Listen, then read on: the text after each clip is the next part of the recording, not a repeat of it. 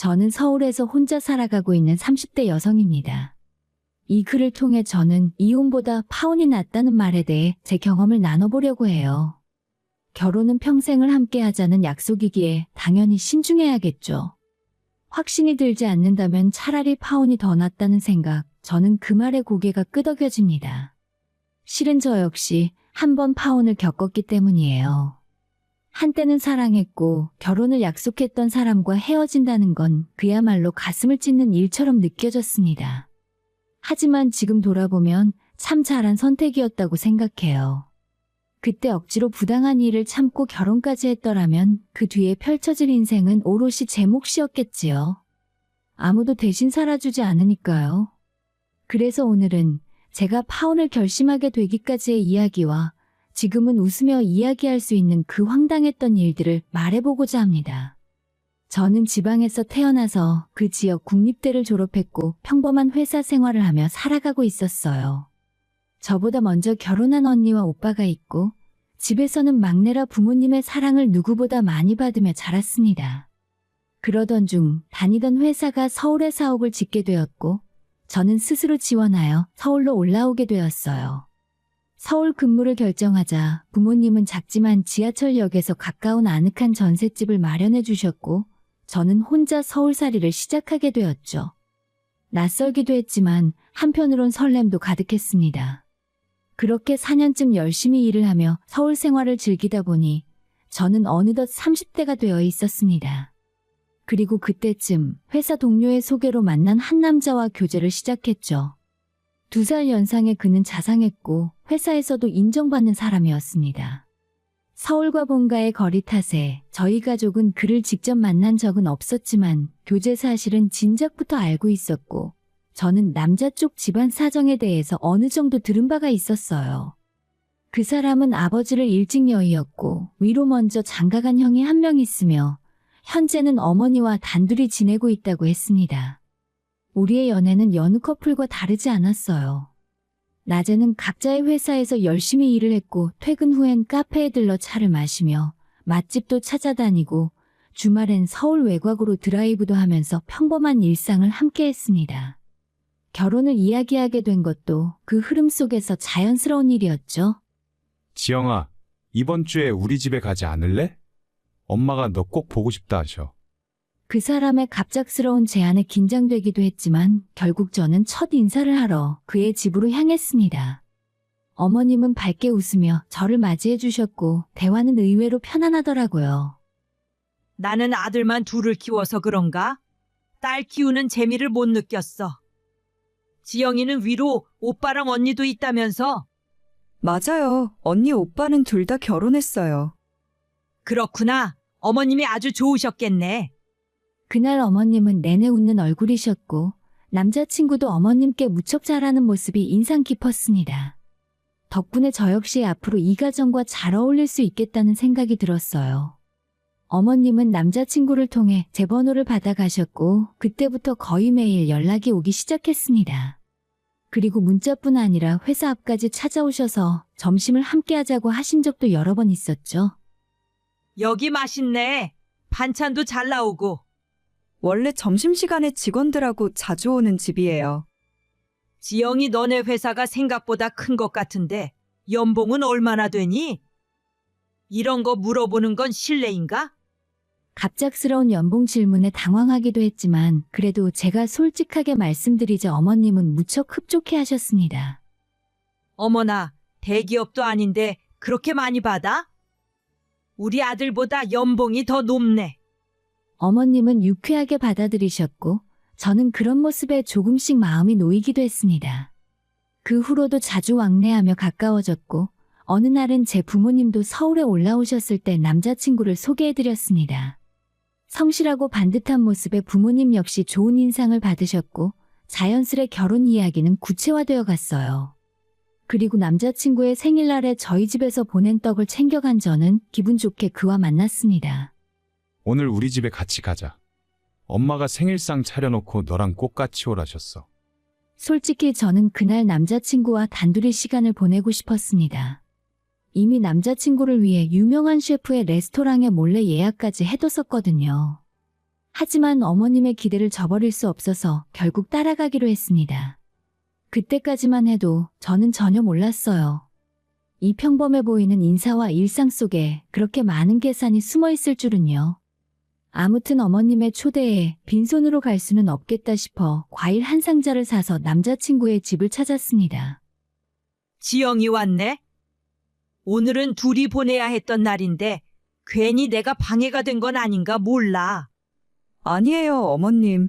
이거 떡이에요. 저희 부모님이 오빠 생일이라고 보내셨어요. 어머, 많이도 챙기셨네. 어디 보자. 맛있겠다. 잘 먹겠다고 꼭 전해드려. 그날 저녁 어머님이 직접 끓이신 미역국과 갈비를 먹으며 다 함께 식사를 했습니다. 어머님과 조금 가까워진 이유라 그런지 대화도 한결 편안해졌죠. 하지만 갑작스레 어머님이 물으셨습니다. 지영이 너 대학교 어디 나왔다고 했더라? 아, 저 국립대 K대 나왔어요. 아, 맞다. 그랬다고 했지. 근데 지영이는 다 좋은데 학교가 좀 아쉽다. 그치? 서울에서 대학 나왔으면 좋았을 텐데. 당황스러웠지만 저는 차분히 대답했습니다. 그래도 저희 지역에서는 알아주는 국립대예요. 커트라인도 꽤 높았고요. 그렇긴 해도 비슷한 점수면 서울에 있는 대학이었으면 더 좋았을 텐데. 어머님의 말씀은 계속 이어졌고 마치 제 학벌이 이 관계의 흠처럼 느껴졌습니다. 아무리 설명을 드려도 대학에 대해 잘 모르는 어머님은 서울이라는 지리적 이름값 외에는 관심이 없어 보였어요. 그날 이후 지방대는 지방대라는 인식이 어머님 마음에 박혀 있는 것을 알게 되었습니다. 남자친구는 곧장 말했죠. 우리 엄마가 좀 그래. 예전뿐이라 그런 거니까 이해 좀 해줘. 내가 나중에 다시 말씀드릴게. 알겠어. 이해는 해. 근데 계속 설명해도 들으려고 안 하시는 건 좀 속상하네. 남자친구는 오히려 K대가 본인 학교보다 들어가기 어렵다고 덧붙여 주었습니다. 그의 말에 마음은 조금 놓였지만 그래도 어머님의 말 속에서 받은 상처가 완전히 사라지는 건 아니었어요. 사실 저도 그 당시에 서울로 대학을 갈까 고민도 했었지만 부모님이 막내딸을 품에서 떠나보내는 걸 불안해하셔서 집에서 가까운 대학을 다녔던 이유도 있었습니다. 하지만 문제는 여기서 끝나지 않았어요. 그날 이후 어머님은 제가 하나씩 부족하다고 느끼시는 듯 자주 서운한 말을 꺼내셨습니다. 요즘 우리 아들이 퇴근하고 집에 일찍 안 오더라. 너희 둘이 데이트를 얼마나 자주 하는지 괜히 아들을 뺏긴 기분이야. 저희가 둘 다 일을 하다 보니 퇴근하고 밖에 만날 시간이 없어서요. 죄송해요. 농담이야. 그런데 우리 아들이 너 만나고부터 데이트하는데 돈을 다 쓰는 건지 나한테 용돈도 안 주더라. 좀 섭섭하네. 너희들 결혼하면 지영이가 나 좀 챙겨줘야겠지? 그제야 저는 어머님이 일을 하지 않으신다는 것과 생활비는 전적으로 두 아들이 주는 용돈으로 부담하고 있다는 사실을 알게 되었습니다. 그래서 얼마 후에 남자친구에게 조심스레 물었어요. 오빠, 어머님한테 용돈은 얼마나 드리고 있어? 형이랑 나랑 반씩해서 100만 원씩 그런데 상황 따라서 조금 더 드리기도 해. 그는 너무도 자연스럽게 말했습니다. 예전에는 어머님이 직접 월급을 관리하셨던 시절도 있었다고 했죠. 그리고 앞으로 저희 결혼 후에도 비슷하게 용돈을 드리게 될 거라고 말하면서 큰 부담은 아니라는 듯 덧붙였습니다. 저는 그저 마음속으로 생각했습니다. 사람마다 사정은 다르니까 우리가 벌어서 어머님을 챙기면 되는 거겠지. 그래도 아직까지는 크게 그 상황에 불만이 있는 건 아니었고 그 역시 가족을 생각하는 마음이 컸기에 믿고 싶었습니다. 그러던 중 상견례 날짜가 잡혔습니다.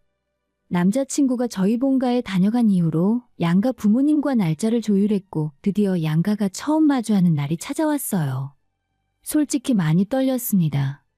무엇보다 그 자리에서 제 학벌 이야기가 또 나오면 부모님이 많이 속상해하실 텐데 어쩌나 걱정했지만 다행히 어머님은 상견례 자리에서는 조심스러우셨습니다. 지영이가 참 야무져요. 저희 집에 몇 번 왔는데 과일 깎는 거 하나만 봐도 느껴지더라고요. 아유, 좋게 봐주셔서 감사합니다. 그런데 지영이는 사실 집안일은 잘 몰라요. 공부만 하고 바로 일을 하느라 배울 기회도 없었어요. 살다 보면 다 배우는 거죠. 저도 그랬고요. 저희 부모님도 겸손하게 받아주시고 분위기는 비교적 훈훈했습니다. 형편도 솔직하게 나누었어요. 저희 쪽에서 집을 준비할 여력도 있었지만 남자친구 역시 어느 정도의 자산이 있었기에 둘이 함께 마련하기로 얘기가 잘 끝났습니다. 그날만큼은 모든 게 원만한 것 같았어요. 앞으로 정말 잘 풀릴 것만 같았죠. 하지만 그건 폭풍전의 고요일 뿐이었습니다. 어머님은 혼수며 예단 같은 건 복잡하게 하지 말자며 먼저 선을 그으셨고 우리 가족 역시 그 말에 따라 간소하게 준비하기로 했어요. 상견례까지 마치고 나니 정말 결혼이 가까워졌구나 싶었죠. 회사 동료들에게도 결혼 소식을 알렸습니다. 다들 축하한다며 기뻐해 주었고 그중 가장 신난 사람은 저희를 연결해준 동료였죠. 지영아, 너희 결혼하면 나 옷 한 벌 안 해줘? 그 말 왜 안 하나 했다. 진짜 해줄 테니까 걱정하지 마. 농담으로 한 말인데. 아무튼 너희들 결혼해서 잘만 살아. 난 그거면 돼. 그녀는 옷보다 제 행복이 더 중요하다며 웃어주었고 저도 그 말에 다시 한번 다짐했습니다. 정말 잘 살아야지 이 사람과 함께라면 가능할 거라고 믿었으니까요. 이때까지만 해도 그게 제 진심이었어요. 결혼 준비에 집중하기 위해 저는 일단 회사에 휴직을 냈습니다. 살림이나 요리는 해본 적이 거의 없었기에 요리 학원을 다니기 시작했죠. 평일 낮 시간에 여유롭게 결혼식장이나 신혼집 후보를 추려보고 가전제품을 둘러보고 가구도 고르고 미래의 집을 꾸릴 상상을 하며 들뜬 나날을 보냈습니다. 하지만 제 결정을 마주한 어머님과 남자친구의 반응은 예상과는 많이 달랐어요. 여보세요? 지영아, 나다. 너 지금 어디니? 회사니? 아, 아니요. 요리학원이요. 방금 수업 끝나서 이제 정리 중이에요. 아이고, 진짠가 보네. 정말 회사를 그만두었다는 거야? 아들이 그러던데.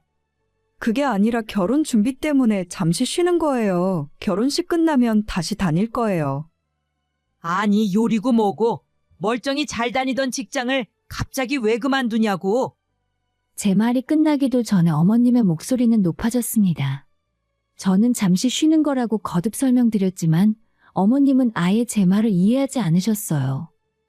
나는 돈 안 벌고 집에서 살림만 하려는 며느리는 별로야.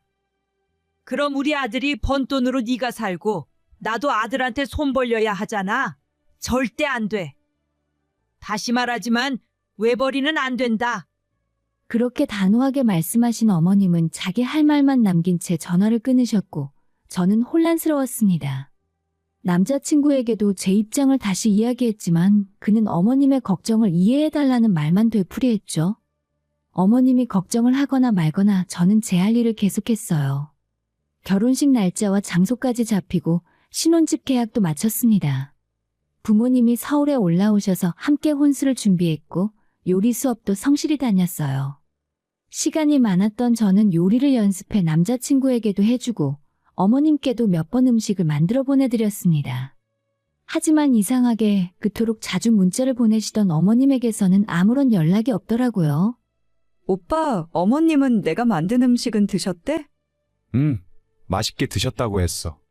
근데 왜 아무 말씀이 없으시지? 아마 바쁘셔서 그럴 거야. 엄마도 엄마 나름대로 결혼 준비할 것도 많고. 그렇게 애써 넘기려 했지만 뭔가 이상하다는 느낌은 지울 수 없었습니다. 게다가 어머님의 생신이 다가오자 남자친구는 이런 말을 하더라고요. 올해는 그냥 넘어가자. 바쁘기도 하고 굳이 뭐.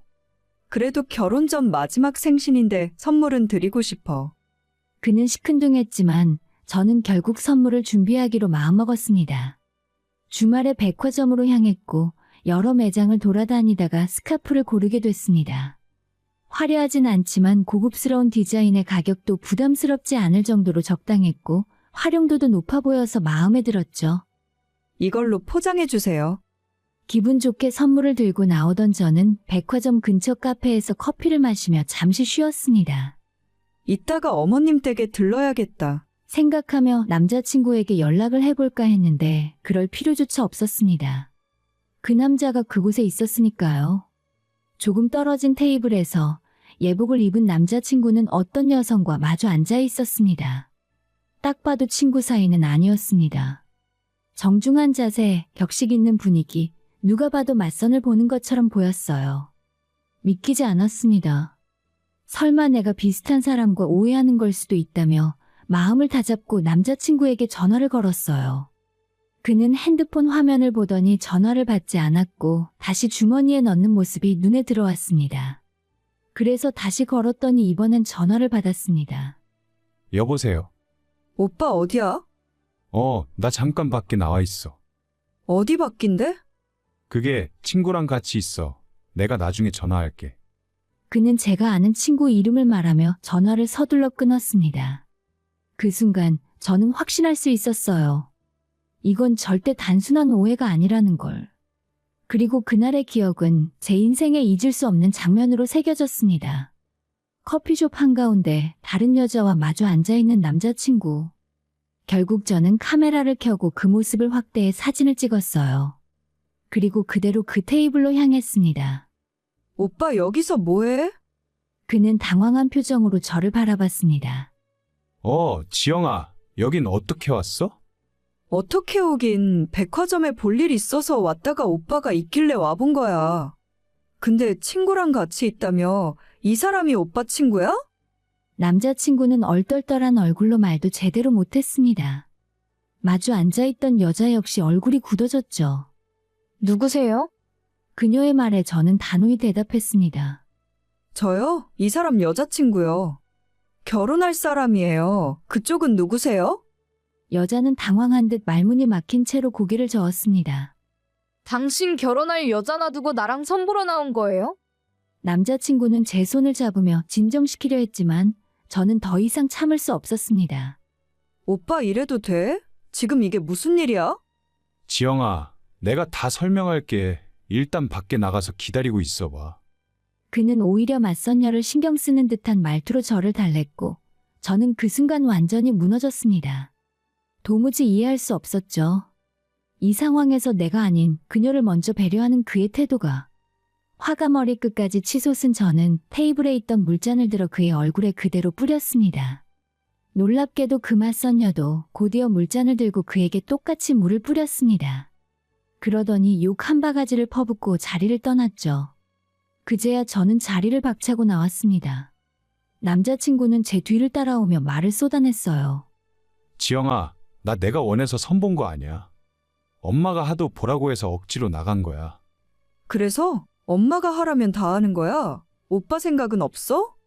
그가 뒤따라와 뭔가를 계속 설명하려 했지만 저는 더 이상 듣고 싶지 않았습니다. 스카프를 산 매장으로 돌아가 환불을 하고 곧장 주차장으로 내려갔어요. 차에 올라타 시동을 거는 순간 차창을 두드리는 소리. 남자친구였습니다. 그는 저에게 자기 말 좀 들어달라며 애원했죠. 하지만 저는 그를 쳐다보지 않고 곧장 그의 집인 시댁으로 향했습니다. 초인종을 누르자마자 문을 열어준 어머님의 얼굴에는 당혹스러움보다 이미 모든 것을 알고 있었다는 확신이 먼저 보였습니다. 네가 가서 선짜리 깽판 친 거냐? 어머님 어떻게 이러실 수 있어요? 결혼을 준비하고 있는 사람을 두고 선을 보게 하시다니요? 너는 도대체 거길 어떻게 알고 간 거야? 회사도 안 다니고 시간 많아서 우리 아들 뒤만 졸졸 쫓아다닌 거야? 뭐라고요? 잠시 뒤에 남자친구도 집에 도착했고 저는 따져 물었습니다. 오빠 말 좀 해. 이게 도대체 무슨 일이야? 지영아, 내가 다 설명할게. 설명은 됐고 나 몰래 선볼 거였으면 최소한 백화점 근처 카페 같은 데서는 하지 말았어야지. 거기 내가 자주 가던 곳인데 혹시라도 마주칠 수 있다는 생각은 안 한 거야? 그때 어머님이 끼어들었습니다. 민재야, 너 아직도 얘한테 말 안 한 거야? 무슨 얘기요? 어휴, 이 바보 같은 녀석. 내가 너희 결혼 그만하라고 말했잖아. 못 들었니? 난 너희 결혼 허락 못해. 여기서 파혼해. 당장 끝내. 어머님 왜요? 대체 제가 뭘 그렇게 잘못했나요? 뭘? 내가 너한테 이미 말했잖아.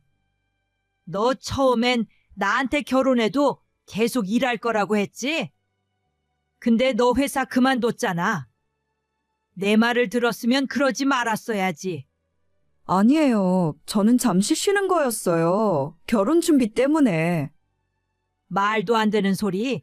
결혼 준비한다고 멀쩡히 다니던 회사를 왜 그만둬? 설마 잘린 거야? 너 결혼한다고 해고당했냐? 그렇지 않고서야 그렇게 돈 많이 주는 회사를 왜 그만두겠어? 그 말에 저는 멍해졌습니다. 그 자리에 있던 남자친구는 아무 말도 하지 않았고 어머님의 말은 계속 이어졌어요.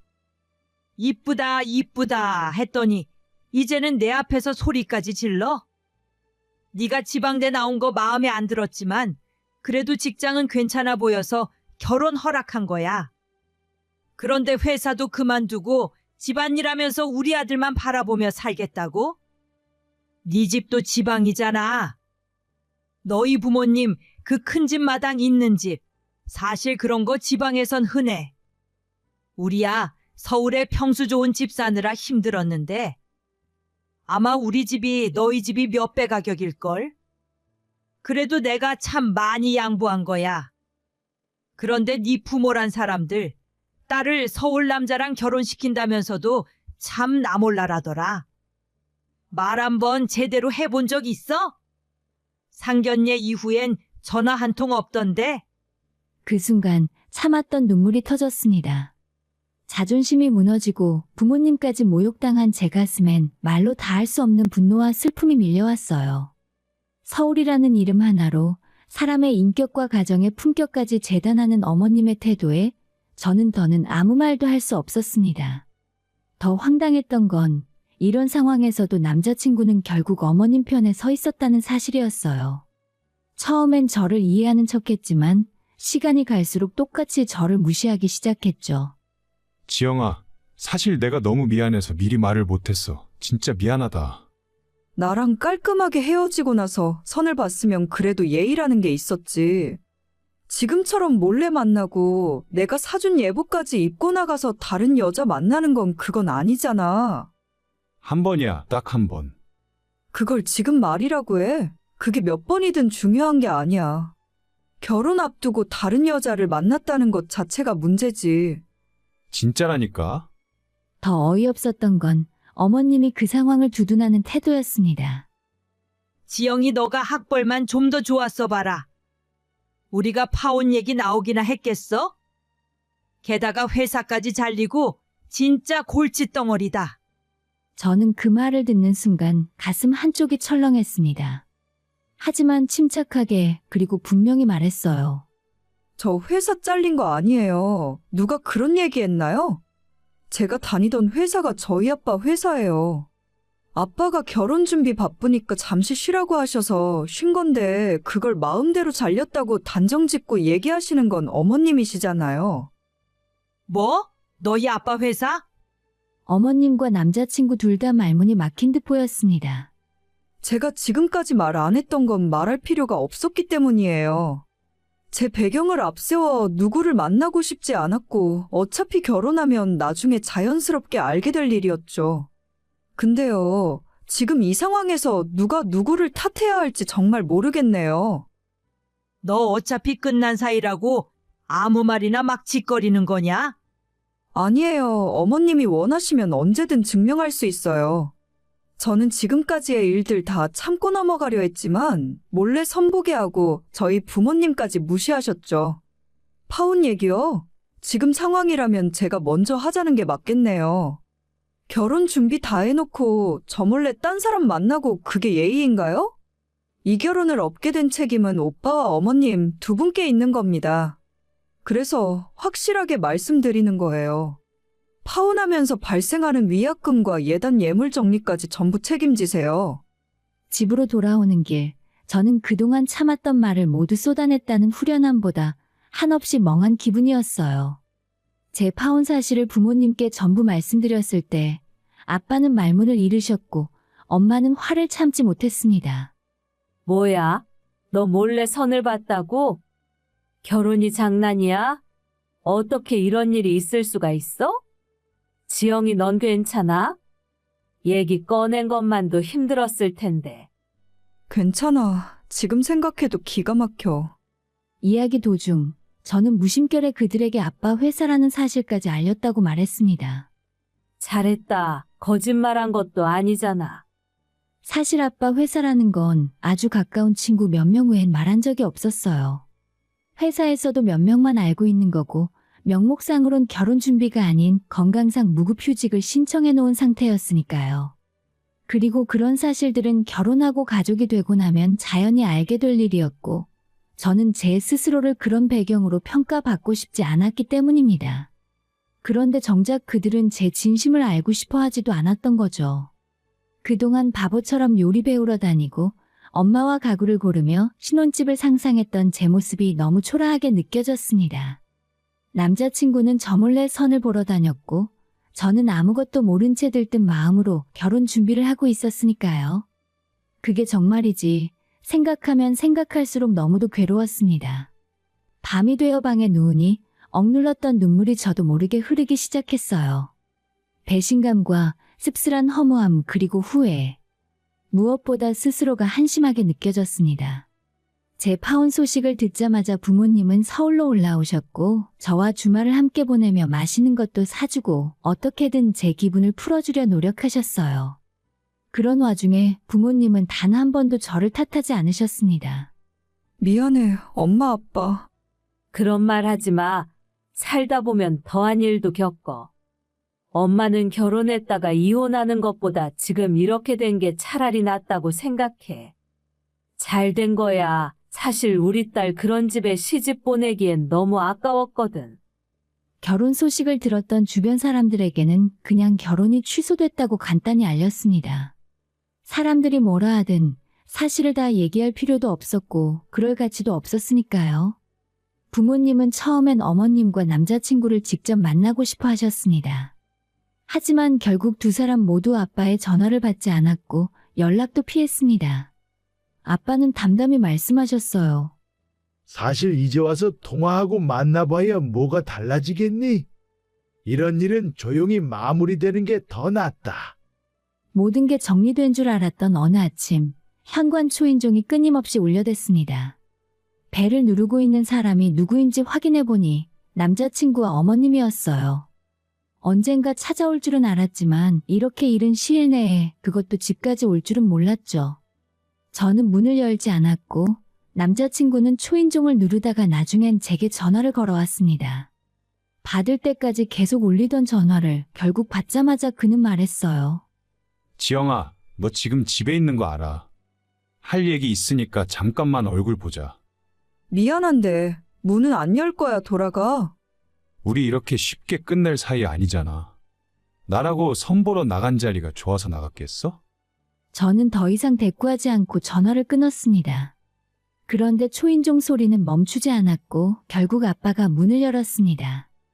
여기가 어디라고 찾아옵니까? 할 말이 있으면 거기 서서 하세요. 현관 신발장 앞에서 두 사람은 더 안으로 들어오지 못한 채 서 있어야 했습니다. 그런데 그때 어머님의 손에 들린 핸드폰의 사진이 눈에 들어왔습니다. 어머나 정말이네. 어머님은 아빠 얼굴을 보며 당황했고 손에 쥔 핸드폰을 번갈아 바라보았습니다. 그 핸드폰에 있는 사진은 제가 다니는 회사 홈페이지에서 아빠의 사진을 캡처한 것이었습니다. 아빠는 그 회사의 대표, 즉 제가 근무했던 회사는 우리 가족의 회사였습니다. 그걸 이제 와서 알게 된 남자친구와 어머님은 눈을 동그랗게 뜨고는 말문이 막힌 듯 굳어버렸죠. 이 일을 어쩌나 이제 와서 할 말은 아니지만 정말 죄송하게 됐습니다. 갑자기 왜 이러세요? 어제 저한테 했던 말들 그대로 해보세요. 저는 덤덤하게 대답했습니다. 그제야 어머님은 조금 말투를 바꾸며 말했어요. 지영아, 너한테도 미안하다. 내가 뭔가 크게 오해를 했던 모양이야. 오해요? 그 오해라는 걸로 성까지 보게 하셨다고요? 잘 아는 분이 딱 한 번만 봐달라고 하니까 나도 어쩔 수 없었어. 우리 아들이 키도 크고 인서울대학도 나왔고 내가 너무 자랑스러워서 그랬지. 여기서 또 인서울대학 이야기를 꺼내는 어머님을 보며 저는 다시 한번 숨이 막히는 것 같았습니다. 그게 지금 자랑이라고 하시는 건가요? 결혼 앞두고 선을 봤다는 건 그 자체로 신뢰를 깬 행동이에요.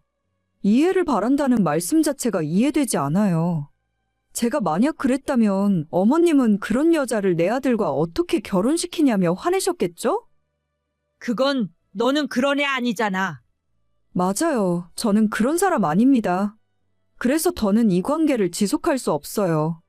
저는 방으로 들어가 서랍을 열고 커플링을 들고 나와 현관 밖으로 던졌습니다. 그리고 너도 인서울 대학 나온 여자 만나서 잘 살아. 근데 생각해보니까 남의 집 귀한 딸 데리고 장난치지 말고 그냥 너희 엄마랑 평생 살아. 알겠니? 제 말을 듣고도 말없이 고개만 푹 숙이고 있던 남자친구. 그런데 다음 순간 갑자기 폭발해서 어머님을 밀치며 탓하더라고요. 엄마 이제 어쩔 거야? 대체 뭘 한 거냐고. 너도 그때는 좋다고 했잖아. 이제 와서 다 내 탓이라고? 저희 부모님도 저도 그 광경에 말문이 막혔습니다. 늘 다정했던 모자의 모습은 어디 가고 그 모습은 전혀 예상치 못한 충격 그 자체였죠. 이게 그들의 진짜 모습이었구나. 아빠는 크게 소리쳤습니다. 지금 당장 나가. 경찰 부르기 전에. 그제야 남자친구는 어머님을 억지로 끌고 밖으로 나갔습니다.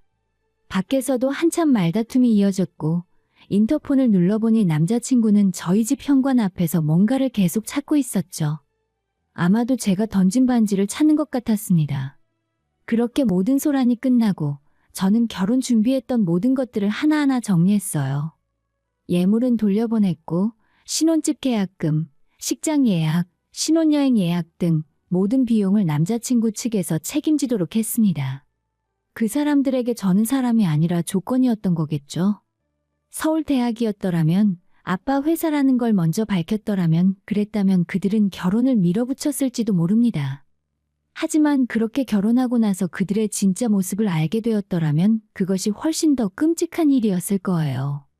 그러니 어쩌면 제가 끝까지 제 배경을 내세우지 않았던 것이, 이 결혼이 무너진 것이 저 자신을 지키는 데엔 오히려 다행스러운 일이었을지도 모르겠습니다. 얼마 후에 저는 다시 회사를 다니기 시작했고 파혼의 상처는 조금씩 옅어졌어요. 진심으로 사랑했던 사람에게 배신당한 건 여전히 아프지만 시간이 지나면서 저도 다시 웃을 수 있게 되었습니다. 공부 잘해서 인서울 나올 수 있다면 물론 좋죠. 하지만 인생에서 그것만이 전부는 아니잖아요.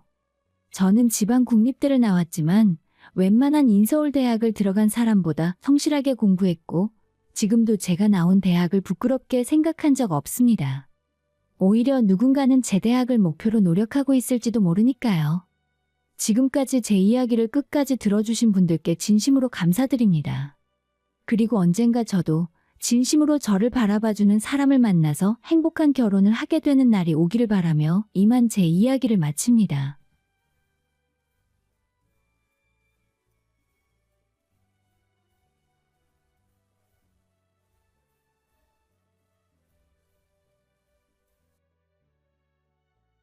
저는 30대 중후반의 돌싱 여성입니다. 오늘은 제가 이혼하기 전 시댁과 얽혔던 이야기를 조심스레 꺼내보려 해요. 감히 도와준 은혜도 모르고 제 위에 군림하려 했던 시어머니에게 단단히 한 방 먹였던 그날의 일과 참교육이라는 게 괜히 생긴 말은 아니라는 걸 보여줬던 경험이죠. 평소 사연을 들려주는 다른 분들 이야기를 듣다 보면 이게 진짜 현실일까 싶기도 하잖아요. 그런데 제 얘기도 빠질 수 없을 것 같아서 이렇게 적어봅니다. 사실 저는 시댁 식구들이 그나마 정상인 줄 알았어요. 다른 이야기들처럼 막장이거나 무개념인 사람들은 아니라 다행이라고 생각했죠. 그런데 사람 속은 겪어보지 않으면 모르는 일이더라고요. 겉으로는 점잖고 상식적인 줄 알았던 시어머니가 알고 보니 배은망덕하고 자기중심적인 사람이었을 줄은 정말 상상도 못했어요. 한때 우리 친정집에서 시어머니의 어려운 사정을 알고 조용히 도움을 준 적이 있었습니다. 그런데 그 고마움은 온데간데 없고 오히려 저를 집에서 내쫓으려 들더군요. 결국 본인이 뿌린 대로 거둬들였고 인생의 쓴맛을 톡톡히 보는 중입니다. 제 남편이요? 그 어머니의 아들답게 남편도 별반 다르지 않았어요. 그래서 저는 미련 없이 그 두 사람을 제 인생에서 정리했습니다. 예전에는 참고 견디며 사는 것이 미덕인 시대였을지도 모르죠. 하지만 요즘은 그런 세상이 아니잖아요. 여자라도 충분히 능력도 있고 혼자서도 충분히 살 수 있는데 왜 무개념 시댁을 감당하면서 살아야 하나요? 요즘 들어 더욱 절실히 느끼는 건 제가 인생에서 가장 잘한 일은 그 인간과 이혼한 것이라는 점입니다. 결혼은 내 인생에서 가장 큰 실수였지만 이혼은 제일 잘한 결정이었어요.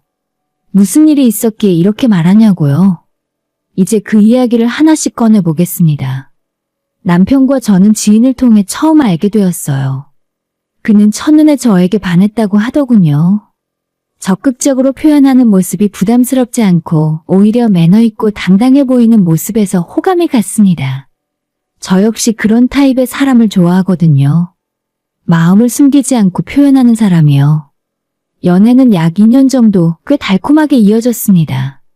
그러다 자연스레 결혼까지 이어졌죠. 저희는 비교적 나이가 들어서 늦게 만난 편이었고 남편은 연애 초반부터 빨리 결혼하자고 재촉했지만 저는 조심스러웠습니다. 결혼은 인생의 가장 큰 선택이니까요. 그래서 최대한 천천히 알아가고 싶었어요. 그래도 결국 결혼을 결심한 건 그가 저를 존중해준다고 느꼈기 때문이었어요. 그 나이의 남자라면 안정을 빨리 추구하고 싶었을 텐데 저를 이해하고 기다려주더라고요. 이런 사람이라면 평생을 함께해도 되겠다 싶었죠. 하지만 결혼하고 나서야 알게 됐습니다. 사람은 결혼 전과 후가 다르다는 말을 그땐 왜 그렇게 우습게 들었는지 모르겠어요. 사랑에 눈이 멀어 있었던 저는 그가 결혼하자마자 변할 거라고는 상상도 못했어요. 그런 낌새는 결혼 1년쯤 지나서부터 조금씩 드러났습니다. 남편의 부모님 쪽 사업이 어려워졌고 시댁에서는 제게 도움을 요청하기 시작했죠.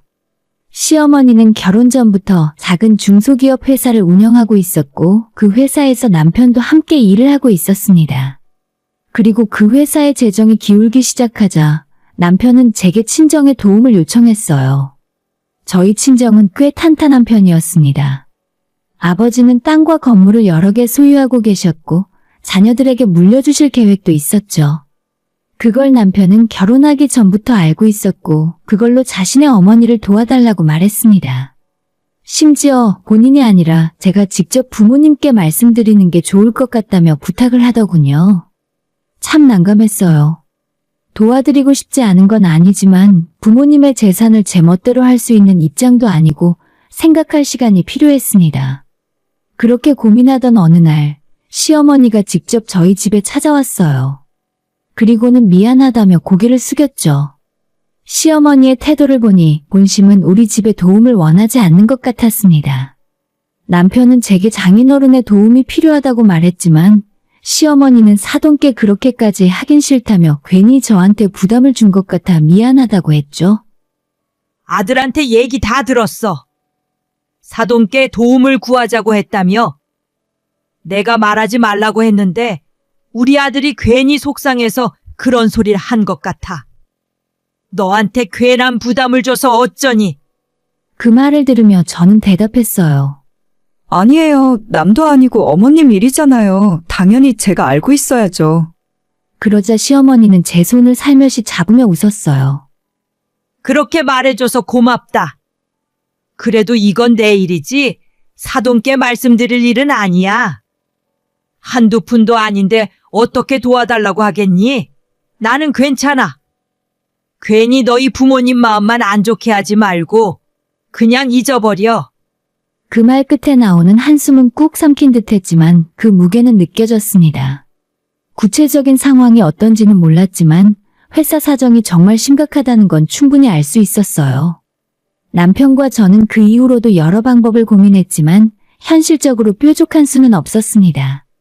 시어머니는 계속 괜찮다 미안하다고 말했지만 그 괜찮다는 말이 더 짠하게 들렸죠. 시간이 지날수록 점점 제 마음 한켠이 무거웠습니다. 혹시 정말 안 되면 우리가 대출이라도 받아서 도와드려야 하나? 아니면 최후의 수단으로 진짜 우리 아빠한테 한번 말씀드려봐야 하나? 솔직히 말해서 저도 고민이 컸어요. 아무리 시댁 일이 급하다고 해도 부모님의 재산을 건드리는 건 쉽지 않은 일이었습니다.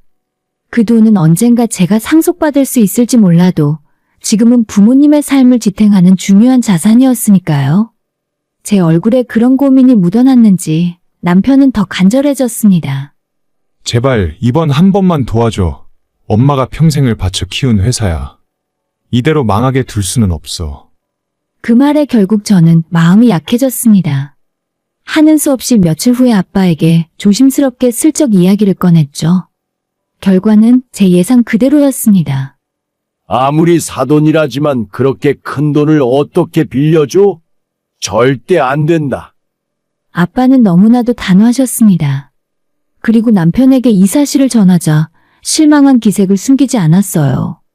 정말 그렇게 말씀하셨어? 아무리 그래도 어느 정도는 도와주실 줄 알았는데 장인어른이 그렇게 야박하실 줄은 몰랐어. 남편은 이제 본인이 직접 찾아뵙고 부탁을 해보겠다고 했습니다.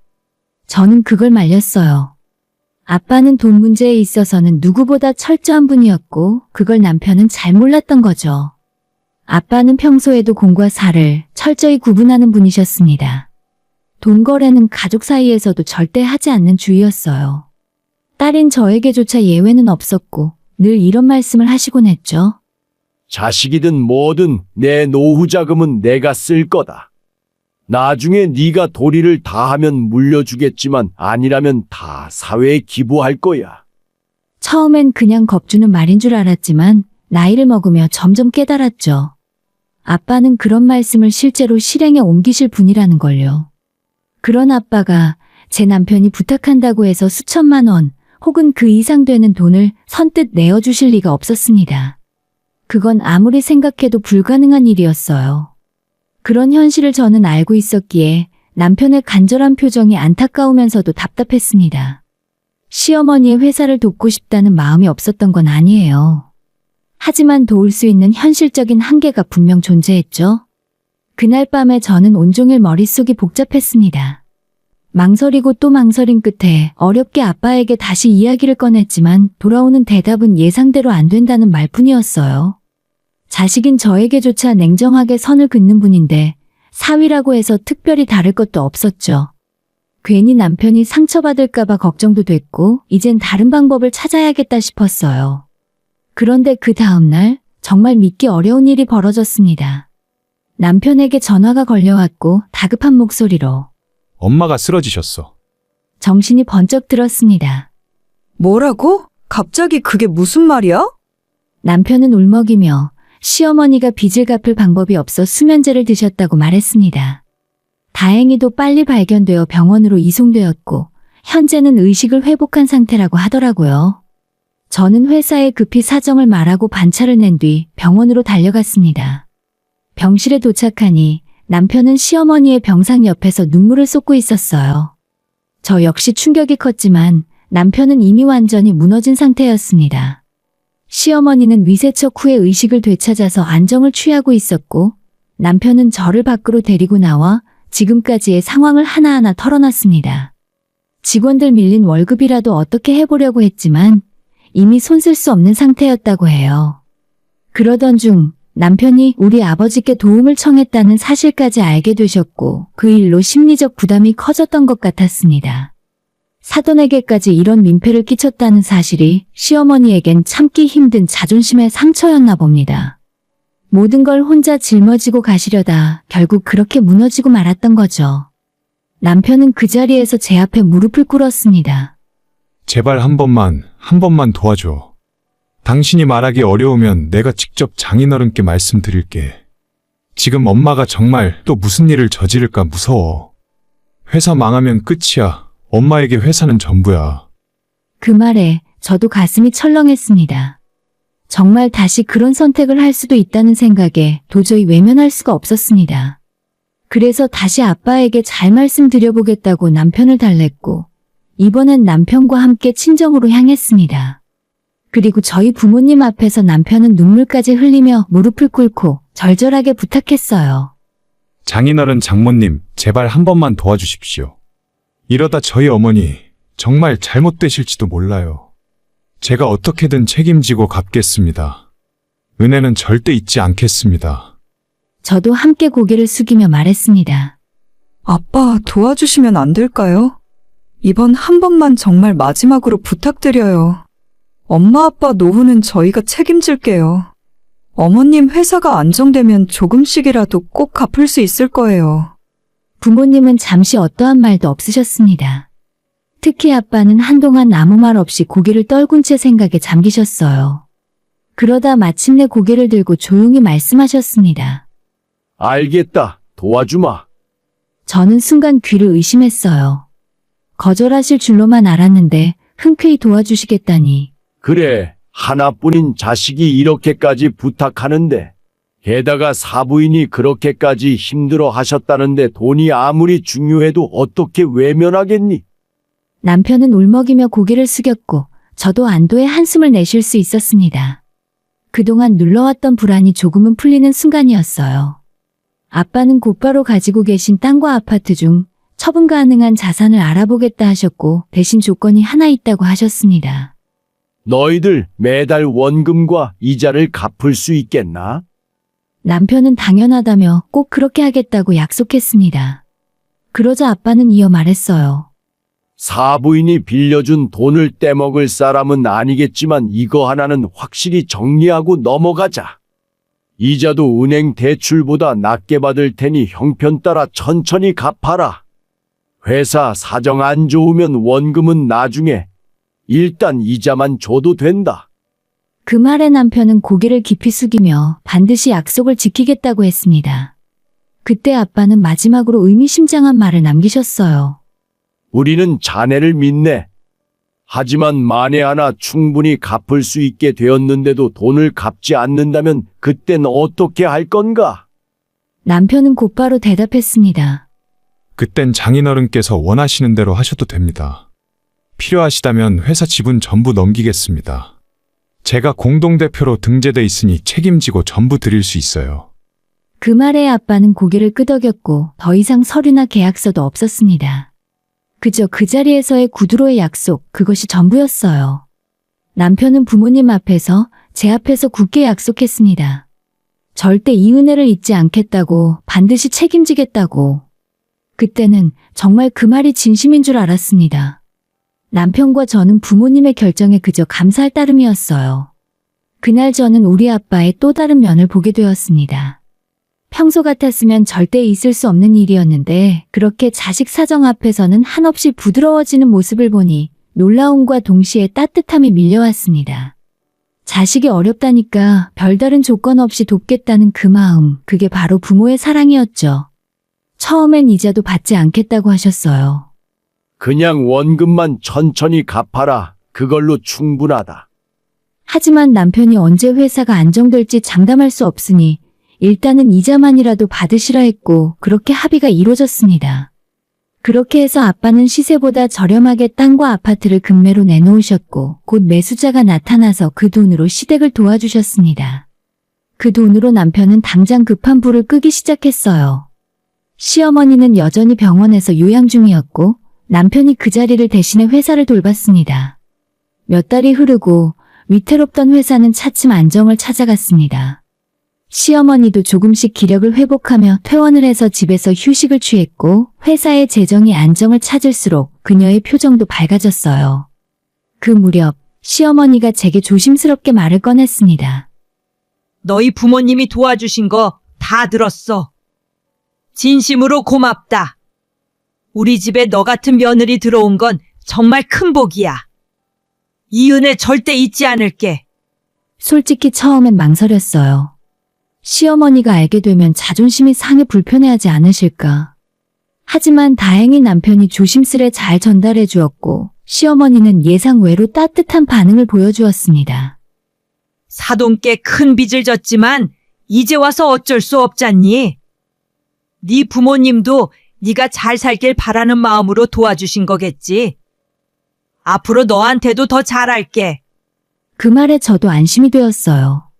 정말 이대로라면 시댁과의 관계도 조금씩 좋아지겠다는 생각이 들었거든요. 회사는 날이 갈수록 더 좋아졌고 시어머니는 마침내 회사에 복귀해 대표로서 다시 업무를 보기 시작했습니다. 분위기도 한결 활기차졌고 그동안의 위기를 무사히 넘긴 듯 보였죠. 그런데 그 무렵부터 이상한 낌새가 느껴졌습니다. 어느 날 시어머니가 타고 다니던 회사명이 법인차가 바뀌어 있었어요. 그동안은 평범한 국산 세단을 타고 다니셨는데 어느 순간부터 눈에 확 띄는 고급 외제차가 집 앞에 서 있더군요. 저 차 설마?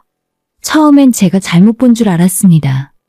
그런데 며칠 뒤 남편의 차도 말끔하게 바뀌어 있었어요.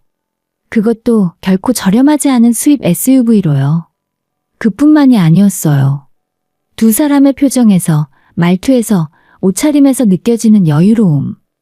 말은 없었지만 저는 직감할 수 있었습니다. 아, 회사가 확실히 살아났구나. 그리고 이제는 꽤 많이 여유가 생겼구나. 그동안은 회사 사정이 어렵다는 이유로 앞밖에 원금은커녕 이자만 겨우 드리고 있었는데 이렇게 회사가 다시 잘 돌아가고 있는 상황이라면 이제는 원금도 조금씩 갚을 수 있지 않나. 그런 생각이 들었습니다. 제 입장에서는 당연한 생각이었죠. 남편도 시어머니도 그때는 그렇게 말했잖아요. 회사 사정 좋아지면 꼭 갚겠다고, 돈을 갚는 걸 넘어 은혜까지 갚겠다고요. 그 말들이 머릿속을 떠나지 않았습니다. 그런데 이상하게도 그 이후부터 남편의 태도가 조금씩 변하기 시작했어요. 저는 남편의 회사 사정이 눈에 띄게 좋아진 것 같아 조심스레 남편에게 말을 꺼냈습니다. 요즘 회사 괜찮아진 거지? 그럼 아빠한테 원금도 조금씩 갚는 게 좋지 않을까?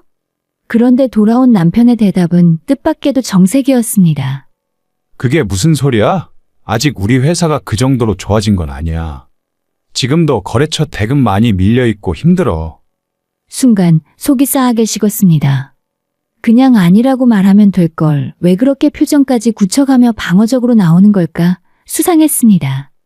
아니, 어머님이랑 당신 차도 바꾸고 요즘 보니 씀씀이는 커진 것 같고 아무것도 모르는 내가 봐도 회사가 좋아진 거 티나는데 왜 자꾸 아니라고 해? 저는 그에게 정면으로 따졌죠. 남편은 대수롭지 않다는 듯 웃으며 말했습니다. 그건 다 이유가 있어서 그런 거야. 영업할 때 거래처 상대하려면 어느 정도 외형도 갖춰야 하잖아. 대표 체면도 있고. 어차피 차도 문제 생겨서 바꿀 때가 됐어. 이왕 바꾸는 거 오래 쓰려고 좋은 걸 산 거야. 절대 회사 돈이나 여유가 생긴 건 아니라니까? 그 순간 허탈함과 분노가 동시에 올라왔습니다. 지금 나를 바보로 하나? 눈앞에 보이는 걸 다 부정하면서 어떻게 이런 말도 안 되는 변명으로 넘어가려는 건지. 내가 바보인 줄 알아? 진짜 계속 거짓말할래? 제가 캐묻고 따졌지만 남편은 바쁘다며 자리를 피했습니다. 더 이상은 이대로 당할 수 없다는 생각에 시어머니에게 직접 물어봤어요. 그런데 시어머니의 반응은 남편보다도 더 기가 막혔습니다. 네가 보기엔 회사 사정이 나아진 것 같니? 아휴, 나도 제발 그랬으면 좋겠다. 이제 겨우 급한 불 끄고 겨우 숨 돌리는 수준이야. 우리도 아직 빠듯하지만 이자라도 드리고 있는 거잖아. 조금만 기다려봐. 때 되면 알아서 줄게. 저는 차분히 반문했습니다. 회사 사정이 안 좋은데 외제차는 왜 바꾸셨어요? 그것도 2대나요. 앞뒤가 안 맞잖아요. 그러자 시어머니의 태도가 돌변했습니다. 얘가 자꾸 뭐라는 거야? 우리가 널 왜 속여? 차야 바꿀 만한 이유가 있으니까 바꾼 거지. 그거 다 빚이야. 빚. 우리가 돈 있어서 바꾼 줄 알아? 그리고 말인데 너도 적당히 좀 해. 돈 몇 푼 빌려줬다고 이렇게까지 해도 되는 거야? 어디서 시어머니한테 버릇없이. 이쯤 되니 기가 막히고 어이가 없었습니다. 남편은 그렇다 쳐도 시어머니는 달라야 하는 거 아닌가요? 이 회사를 누가 살려줬는데요. 도움받을 땐 그렇게 절절히 빌더니 이제 와서 차례차례 말을 바꾸고 정말 못 볼 꼴이 따로 없었습니다. 결국 저는 결심했습니다. 어떻게 된 일인지 정확하게 알아봐야겠다고요. 진실을 알아야 저도 나름대로 대응을 하지 않겠어요? 며칠 후에 남편과 시어머니가 회사에 없는 시간대를 골라서 사무실을 찾았습니다. 손에 간식거리를 들고 가서 직원들에게 고생 많다며 인사를 건넸고 그들이 아무런 의심을 하지 않는 사이 자연스럽게 사무실에 놓인 문서들을 확인하면서 상황을 파악하기 시작했죠. 그리고 직원들과 나눈 대화 속에서 결정적인 정보들을 얻게 되었습니다. 대화는 녹음 중이었고 저는 서류 속에 있는 중요한 자료들도 핸드폰으로 사진을 찍어 두었어요. 요즘 회사 분위기 진짜 좋아졌죠? 아, 완전 달라졌어요. 최근에 큰 거래 몇 건 성사되면서 수익이 확 올라갔잖아요. 듣자 하니 사무실도 옮긴다면서요?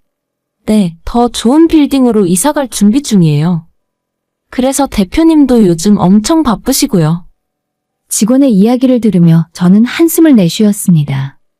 역시 내 촉은 틀리지 않았어요. 이들이 그렇게나 잡아떼던 이유가 뭘까?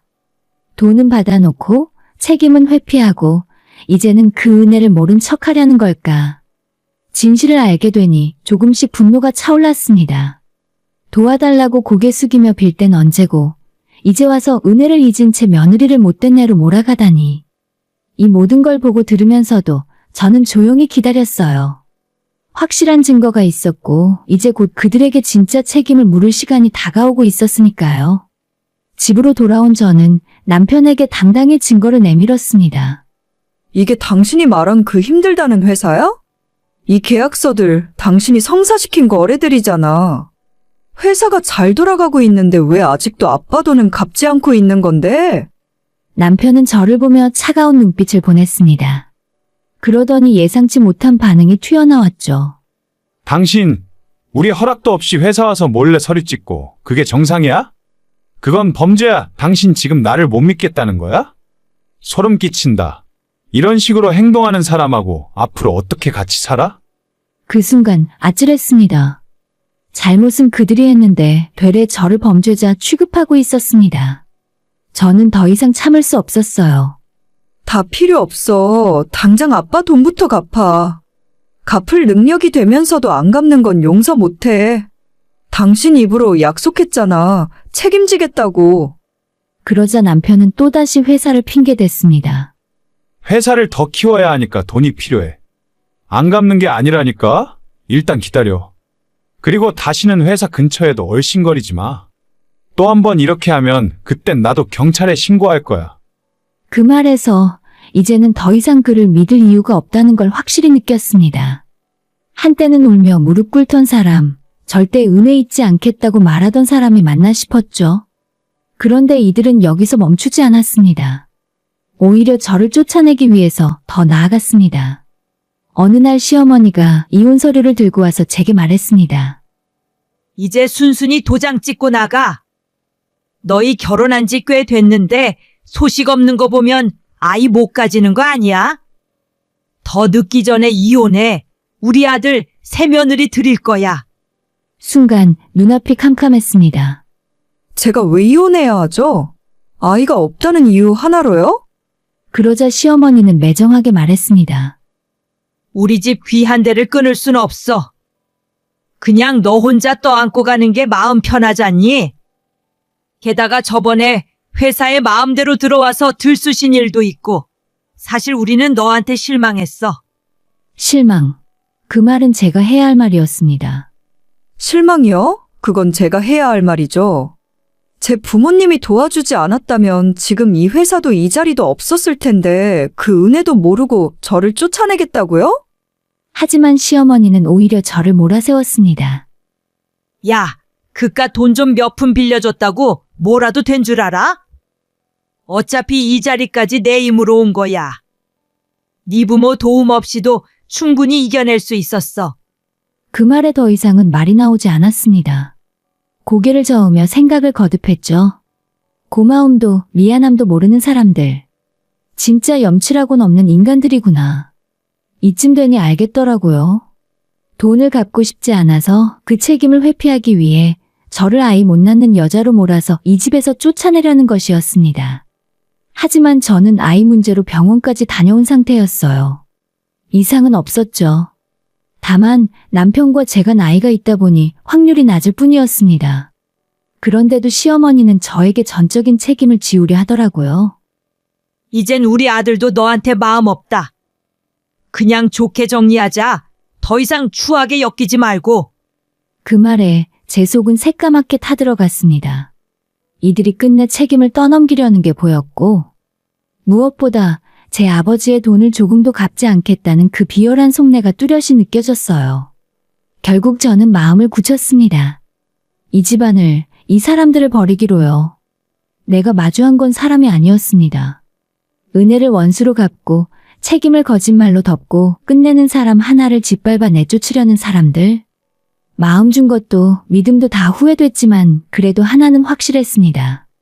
이들과 더 이상 같이 살 이유가 없다는 것을요. 결국 저도 입을 열었습니다. 그래요. 저도 없는 정까지 떨어졌어요. 이렇게 개념 없는 인간들이랑은 더는 한 집에서 숨쉬고 싶지도 않으니까 이혼할게요. 대신 받아야 할 건 하나도 빠짐없이 다 받아갈 겁니다. 우리 부모님이 빌려준 돈도 돌려받을 거고 거짓말과 배신에 대한 위자료까지 청구할 거라고 단호하게 말했습니다. 그러자 그들은 도와준 것뿐이지 빌려준 건 아니라고 말도 안 되는 궤변을 늘어놓기 시작했습니다. 그냥 어려워 보여서 사돈지간의 호의로 도운 것뿐이지 누가 빌려달라고 했어? 그리고 차용증 서류라도 썼어? 심지어 지금까지 보내고 있던 이자에 대해서도 고마워서 그냥 챙겨드린 것뿐이라며 끝까지 돈 빌렸다는 사실을 잡아떼더군요. 그래서 저는 말했어요. 좋아, 그럼 법대로 할게요. 당신들이 우리 아빠 앞에서 했던 말, 난 똑똑히 기억하니까요. 절대 그냥 넘기지 않을 거예요. 시어머니 앞에서 말은 당당하게 했지만 마음은 복잡했습니다. 구두로 주고받은 말만으로는 내가 증명해야 할 몫이 더 크니까요.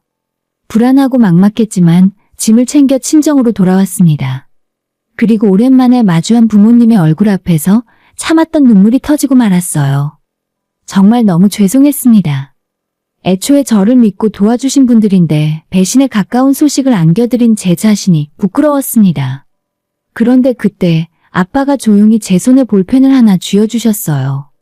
전쟁터 나가는데 총 없이 나가면 안 되지. 이게 총알이다. 그건 볼펜이 아닌 녹음기였습니다. 그날 남편이 부모님께 약속했던 모든 말이 녹음이 되어 있었죠. 아빠는 말하셨습니다. 그리고 혹시 몰라서 변호사를 통해 법적 자문까지 받아놨어. 구두 계약도 증거가 있으면 충분히 효력이 있어. 그놈이 틀림없이 급한 불 끄면 약속을 어길 줄 알고 준비해뒀다. 그 말에 저는 정말 머리를 얻어맞은 듯한 충격을 받았습니다. 아빠는 이미 모든 걸 예상하고 대비하고 계셨던 거예요. 그래서 그렇게 평소에 돈 거래는 문서로 한다고 강조하셨고 아무리 가까운 사람과도 말은 남기지 말고 증거를 남기라고 하셨던 거였습니다. 그리고 저는 그 녹음기를 가지고 아버지가 소개해준 변호사를 찾았습니다. 변호사는 제게 말했죠. 서면 계약이 없어도 구두 계약은 법적으로 유효합니다. 증거로 남겨진 녹취, 그리고 당신은 그 자리에 있었던 증인이기도 하니까 이건 충분히 이길 수 있는 싸움입니다. 그 말을 듣자 마음속에서 타오르던 분노가 차갑게 바뀌었습니다. 그래, 끝을 보자. 배신에는 책임을, 은혜를 원수로 갚은 자들에게는 대가를 치르게 해야지. 남편은 약속을 이행하지 않으면 회사 지분을 넘기겠다고 말했습니다. 그 증거가 바로 내 손 안에 있었죠. 그날 이후 시어머니의 회사를 빼앗기로 결심했습니다. 돈만 받아내는 것보다 시어머니가 목숨처럼 아끼는 그 회사를 가져오는 게 가장 처절한 복수라는 생각이 들었어요. 모든 법적 준비가 끝났고 변호사와 함께 시어머니의 회사를 찾았습니다. 시어머니와 남편이 있는 사무실에서 저는 책상 위에 모든 걸 쓸어버리며 단호하게 말했죠. 짐 챙겨서 나가세요. 이 회사 오늘부로 제 아버지 겁니다. 처음엔 다들 비웃었습니다. 헛소리 하지 마. 미쳤어? 무슨 회사가 네 거야? 그때 저는 조용히 녹음기를 꺼냈습니다. 그리고 모두가 듣는 앞에서 그날 남편의 약속이 담긴 녹음을 틀었습니다. 지분을 드리겠습니다. 반드시 지키겠습니다. 남편의 목소리가 사무실에 울려 퍼졌고 그 순간 시어머니와 남편의 표정은 순식간에 굳어졌어요. 그들은 더 이상 말을 잇지 못했어요. 이제 와서 농담이었다고 말하기엔 증거가 너무 명백했으니까요. 변호사가 말했습니다. 법적 효력 발생한 상황입니다. 더 이상 반박하면 명예훼손 및 추가 고소 사유가 됩니다. 지금 당장 정리하시죠. 시어머니는 발악했습니다. 안 돼. 이 회사는 내 전부야. 어떻게 나한테 이럴 수 있어? 하지만 이미 그들의 거짓은 다 끝났어요. 결국 인정할 수 없었던 그들은 소송까지 갔지만 결국 긴 재판에서 그들은 무릎을 꿇었습니다. 법정에서조차 잘못했다며 제발 기회를 달라고 싹싹 빌었지만 저는 더 이상 그 기회를 줄 마음이 없었어요. 아이 못 낳는다며 이혼하자고 할 땐 언제고 지금 와서 왜 이혼 못하겠대? 그렇게 잘난 새며느리 드리겠다며? 이제라도 드려보시지. 그렇게 저는 이혼했고 시어머니의 회사는 법적으로 우리 가족의 소유가 되었어요. 그들은 이제 바닥의 삶을 살고 있습니다. 한때 오만하던 남편과 시어머니는 도움을 은혜로 여기지 못한 대가를 톡톡히 치르고 있다고 생각해요. 이 모든 일이 가능했던 건 아빠의 철저함과 부모님의 사랑, 그리고 저희 믿음이 흔들리지 않았기 때문입니다. 긴 이야기를 함께 들어주신 분들께 진심으로 감사드립니다.